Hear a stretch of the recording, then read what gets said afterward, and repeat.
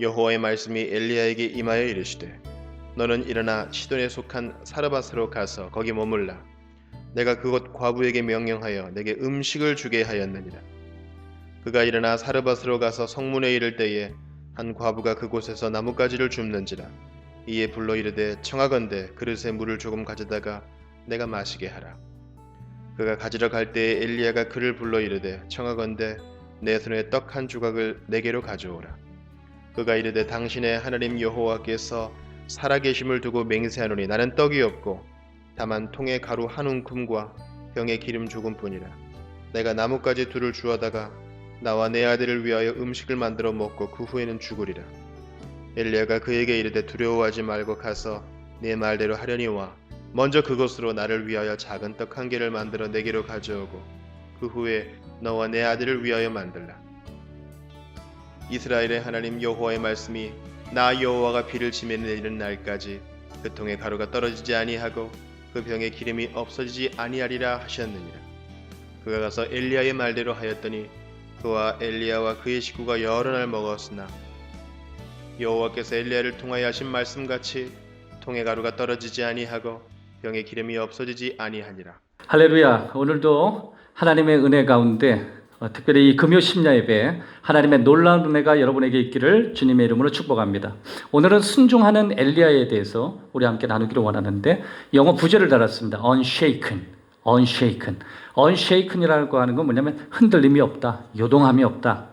순종에도 엘리야는 요동함이 없는 순종을 했음을 우리가 발견할 수 있죠. 오늘 이 열왕기상 17장 8절에서 16절의 이 내용은 엘리야가 얼마나 순종을 하며 살아갔는가, 그의 순종이 얼마나 견고했는가를 우리에게 보여주는 말씀입니다.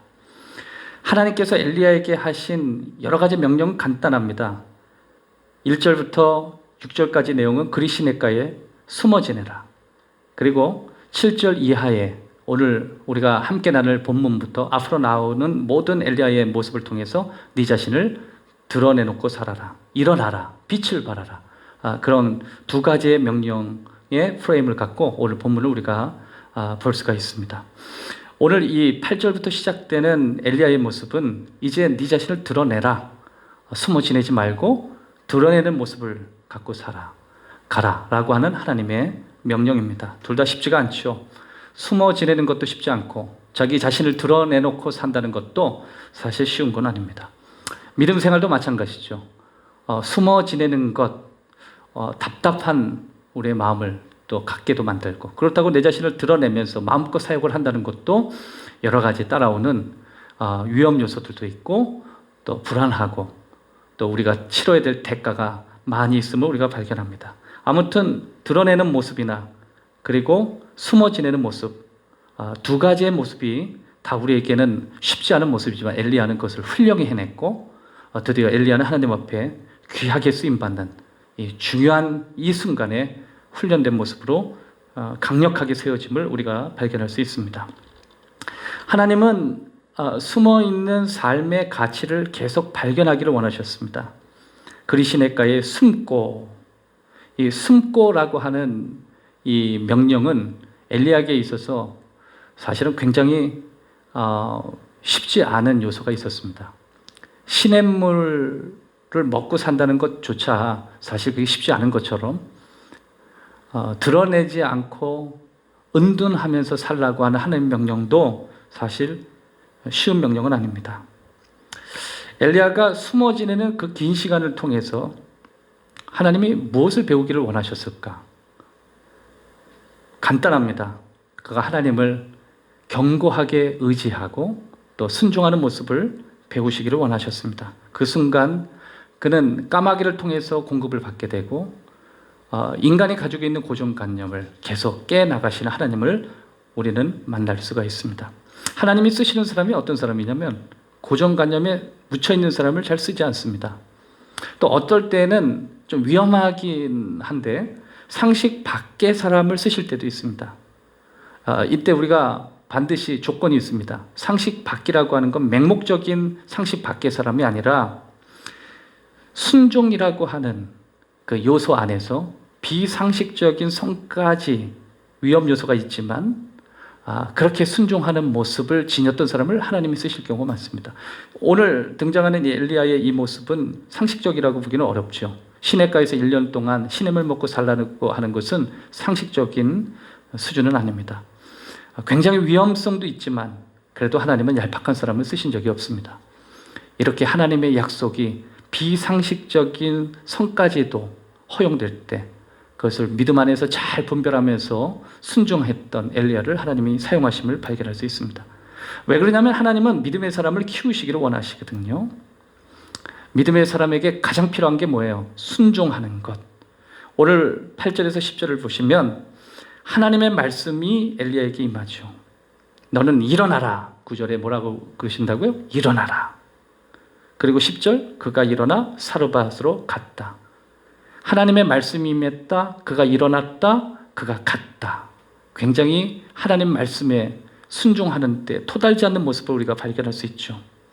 엘리야는 하나님의 지시하심에 따라 사르밧으로 갑니다. 사르밧이 어디냐면 그 엘리야를 괴롭혔던 아합의 아내였던 이세벨의 고향이었습니다. 그의 아버지가 그 시돈 땅의 왕이었고 그는 공주였고 그가 아합과 결혼하면서 이스라엘에서 엘리야를 핍박하는 사람이 되었고 또 그 이세벨 때문에 수많은 선지자가 암살을 당했고 그 엘리야는 그 덕에 그 핍박으로 인해서 그리시네가에 숨는 처지가 됐던 것입니다. 그런데 하나님 뭐라 그러시냐면 너는 시돈 땅으로 가라. 사르밧으로 가라.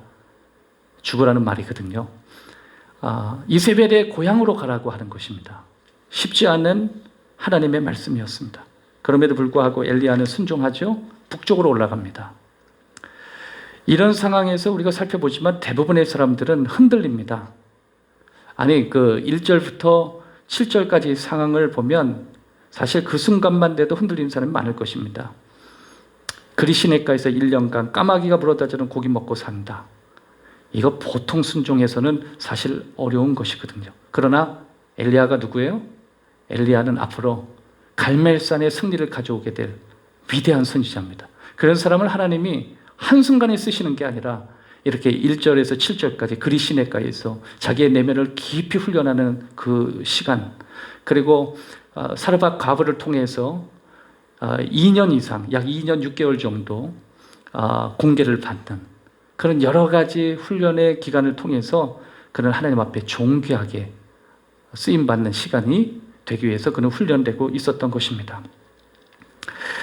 8절에 보면 여호와의 말씀이 엘리야에게 임하여 이르시되, 하나님의 말씀이 엘리야에게 임했다라고 하는 표현을 우리에게 주목해야 됩니다.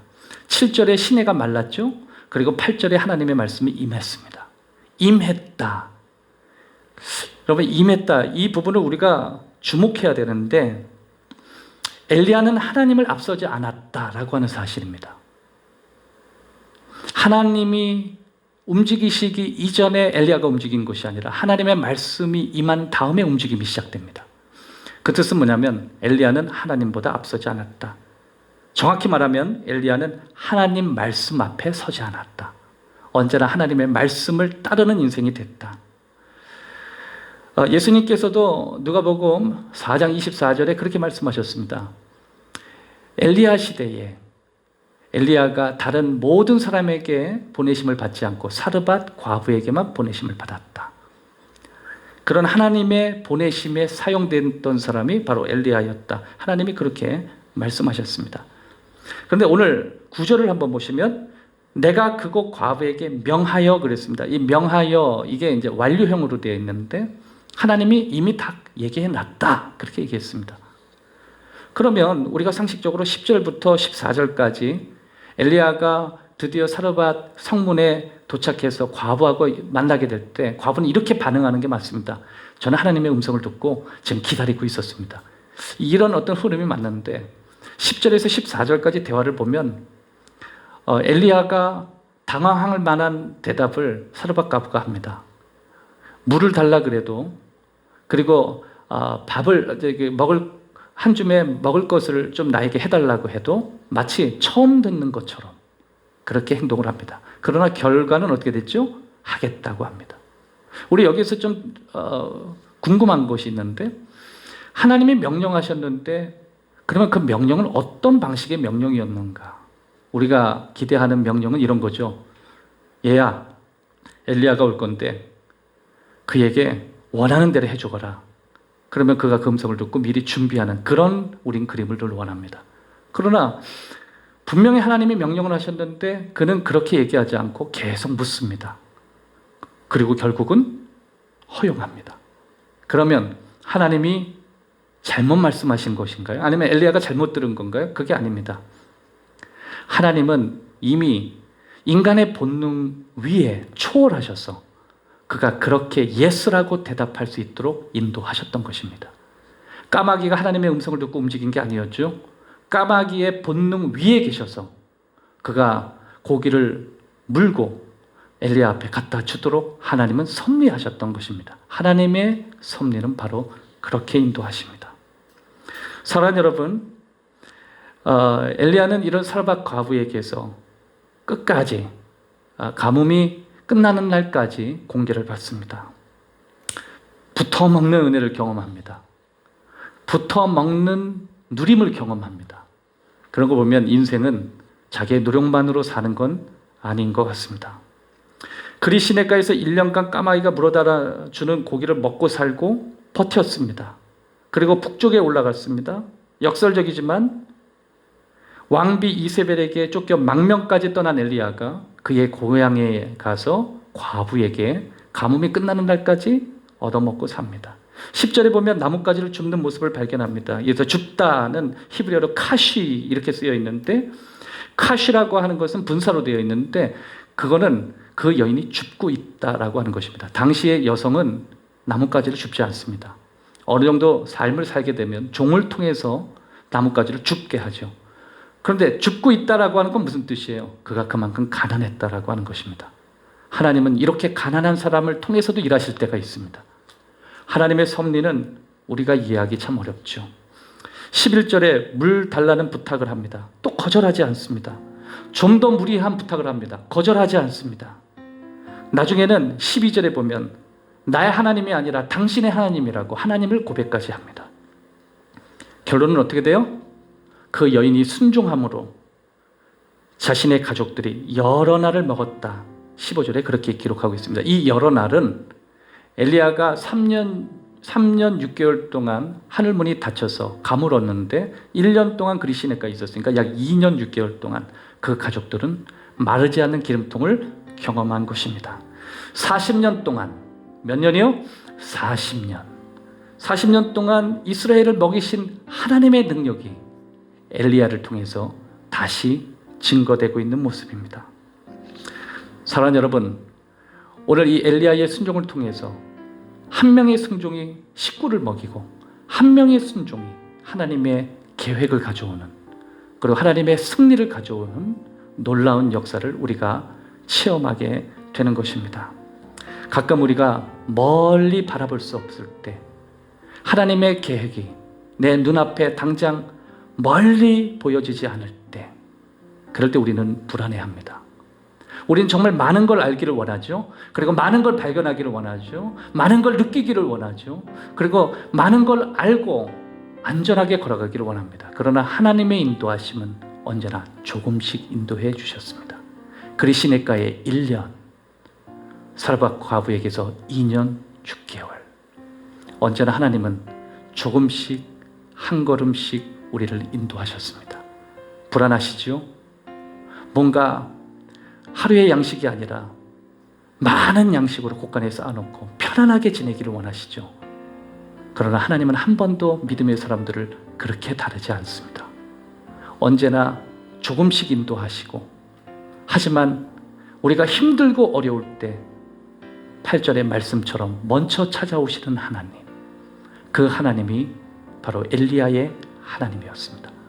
엘리야는 그런 하나님 앞에 순종하는 훈련을 했고, 그 순종하는 훈련을 통해서 후에 갈멜상에 어마어마한 승리에 쓰임받는 귀한 종이 되었던 것입니다. 사랑하는 여러분, 우리가 코로나 바이러스 19를 통해서 드러나지 않고 숨어 지내는, 마치 우리 자신의 뭔가 다 표현할 수 없는 어려운 상황 속에 우리가 지내게 됩니다. 이 시간에 우리는 무엇을 해야 합니까? 우리의 내면이 깊어지는 훈련을 해야 합니다.